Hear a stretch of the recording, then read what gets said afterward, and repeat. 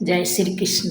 मैं कार्तिक मास की कहानी बतला रही हूँ। आप लोग सभी सुने।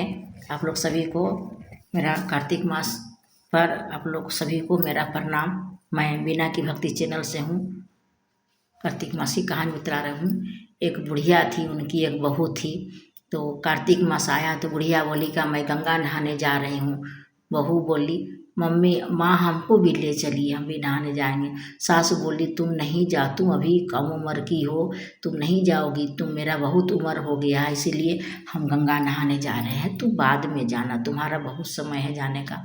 तो बहू दुखी हुई और सासू माँ तो चल गई गंगा नहाने। तो सासू माँ तो मन ही मन बहुत खुश थी, हम गंगा नहाने आ गए हैं, बहू को तो नहीं लाए।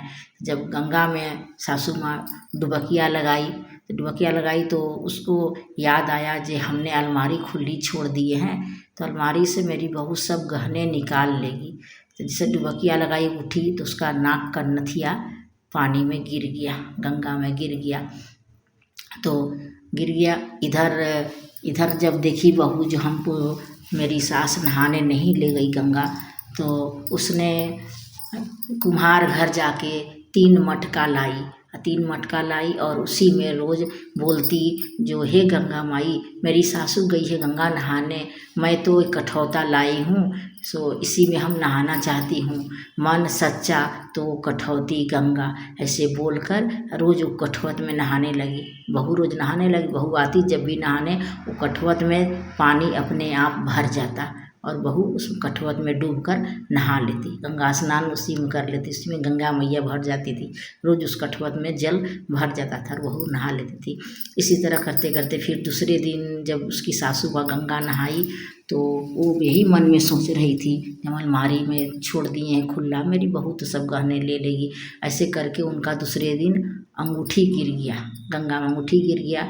तो यहाँ जब नहाने लगी वो कठौत में, उनकी बहू जब नहाने लगी, तो पहले दिन जब नहाई उसकी बहू, तो उसने नहाते नहाते कठौत से नथिया पा गई।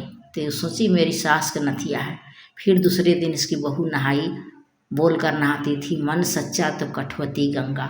बोल कर नहाई, नहा के जैसे उठी तो उस हाथ में उनके अंगूठी आ गया। तो उसने बोली कि मेरी सास, ये अंगूठी मेरी सास का है।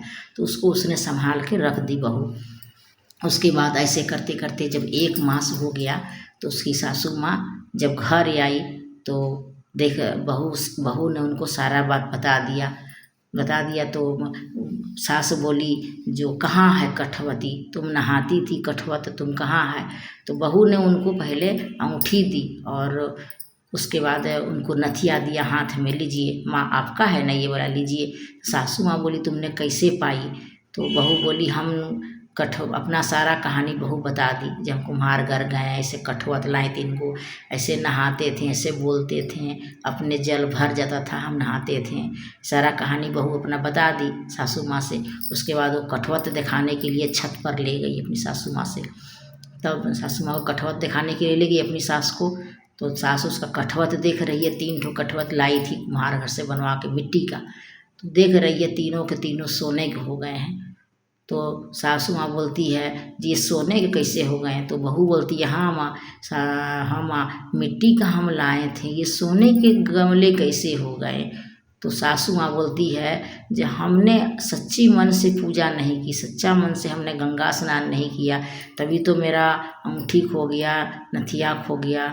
और तुमने सच्ची मन से घर पर रहकर ही गंगा स्नान किया, इसलिए ये गमले सोने के हो गए। देखिए बहू की इच्छा कैसे कार्तिक महाराज जी ने पूरी की। जैसे उनकी बहू को सब तरह से इच्छा पूरी की और मिट्टी का गमला सोने का गमला हो गया।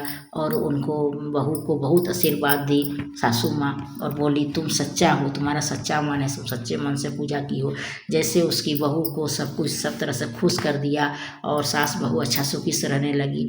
हे कार्तिक महाराज, ऐसे ही सबकी बहू को ऐसे ही सबके सच्चा मन देना और सबको ऐसे ही आशीर्वाद देना कि सबके घर में अन्न धन भर जाए, आपकी पूजा करें।